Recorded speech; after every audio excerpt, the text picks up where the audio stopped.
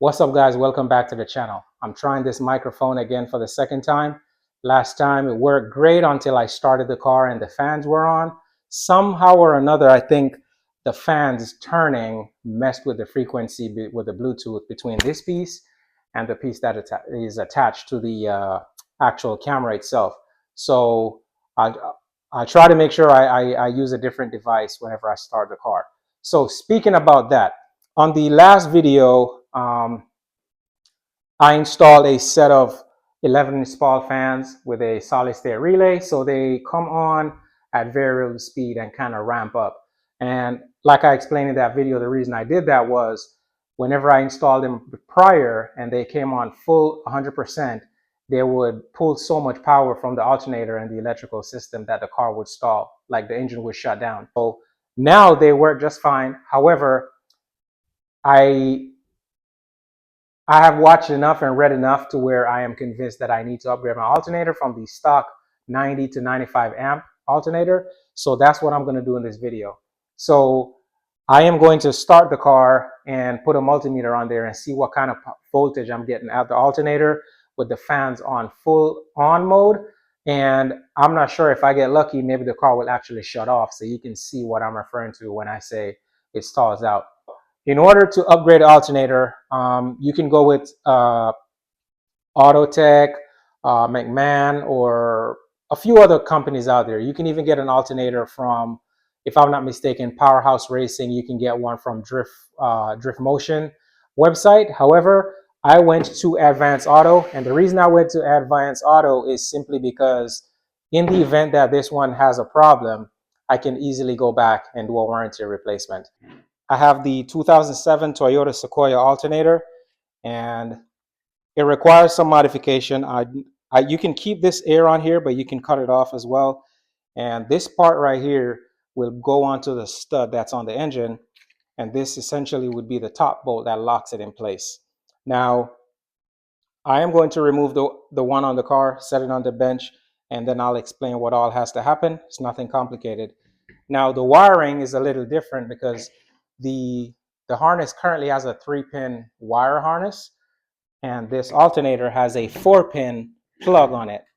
Powerhouse Racing sells this little patch harness that plugs into the stock harness right here, and then this plugs right into this plug on the alternator. Now, you can easily go online and look up and depin the wiring there, but then you'd have to buy this plug right here. And when I looked the plug up alone, it was like 16 bucks. And for the simple fact that they already had this, I was already on the phone with Sam from Powerhouse Racing. I just told him to throw one in there. So a lot being said here. Allow me to plug the computer on the car, get my multimeter started and get it up to temperature, turn the fan on and everything, and test the voltage that the stock alternator is putting out. And then we can have a comparative assessment when I install this one. So right now the fans are not spinning because the car is not up to temperature. So I'm going to test the voltage right now. So it's about 14.13 with nothing on, just the engine running, 14.13.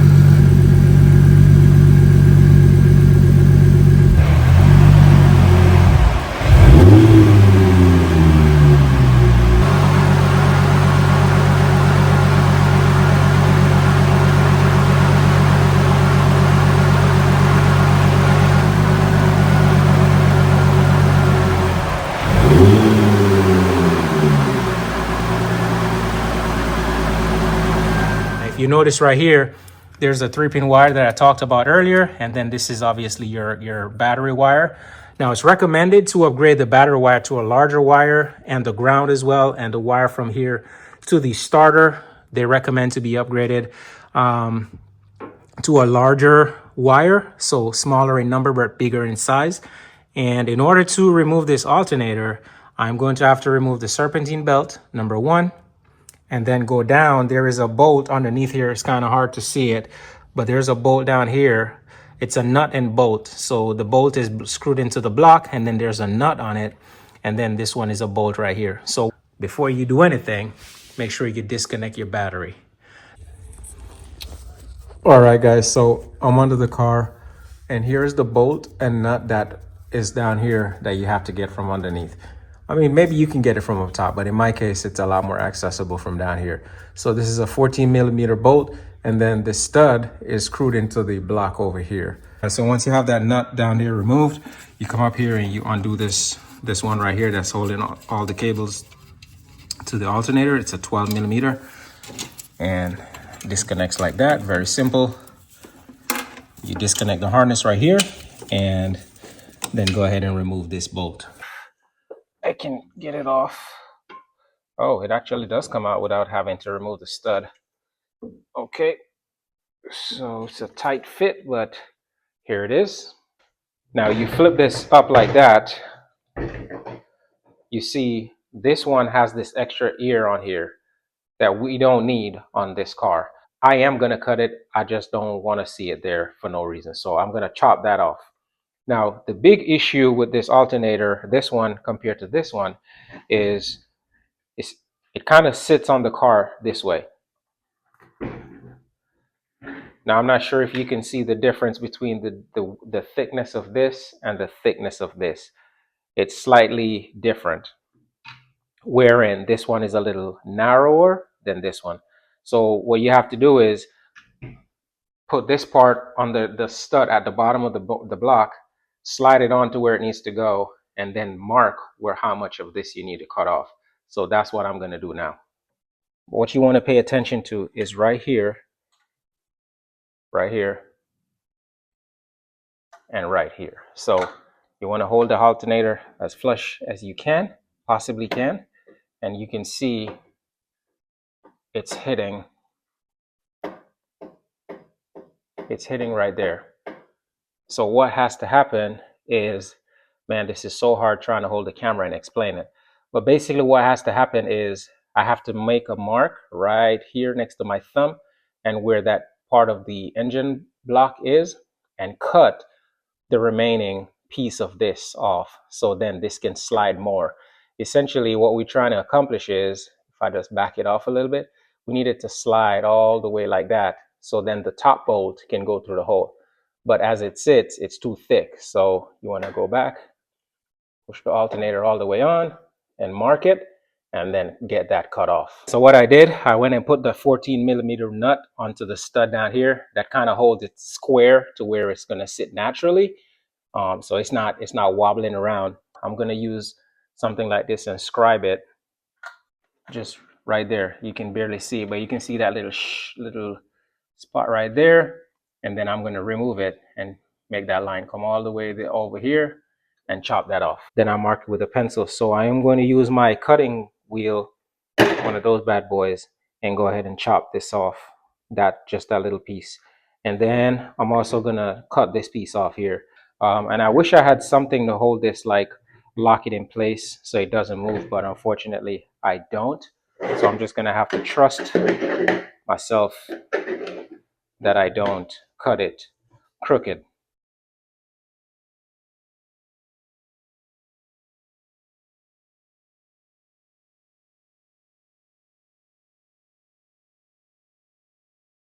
All right, let's take a look. That looks nice and square to me. And this is what was removed from it. So that goes in the bin. Now, time to chop this piece off. Here's that little piece that I chopped off from right here. And turned out pretty good. And then over here, you can see that's the ear that I cut off. Now it looks pretty square to me, but time to go put it on the car. And I'm gonna keep this pulley. It's a Toyota. I know the nut right here that holds the stock one on is a 22 mil. This one is also a 22 mil, and the pulleys seem to be the same. So I'm gonna go ahead and run this one since it's a cleaner finish right now.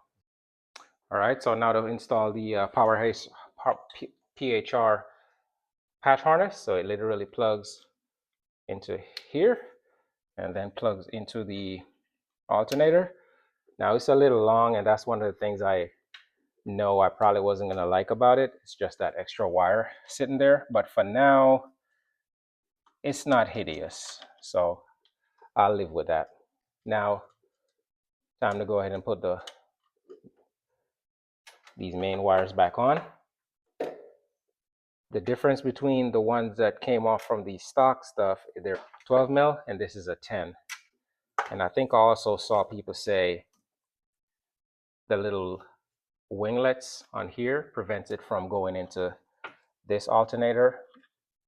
Not completely, it's just the wire is coming from a different angle, so the wings are in a different position.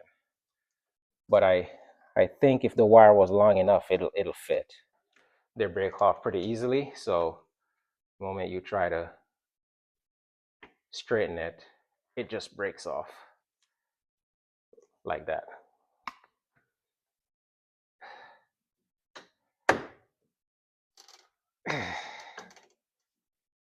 There you got it. So everything is nice and installed. I mean, the whole thing took less than an hour.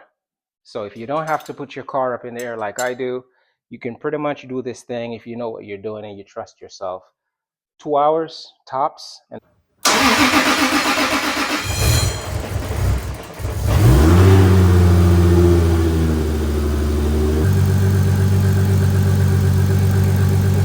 right about 14.3.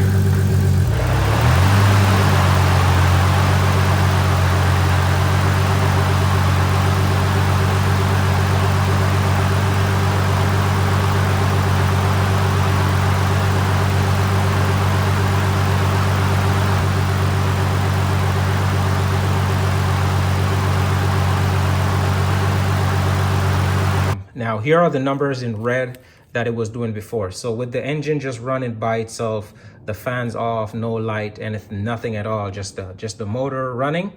It used to be with the stock alternator sitting at 14.13 volts. Now with this alternator, it's 14.33 volts. Now when I turned the fans on, it made a big difference in the way the engine fluctuate up and down, but ultimately it ends up settling about 14.09 volts.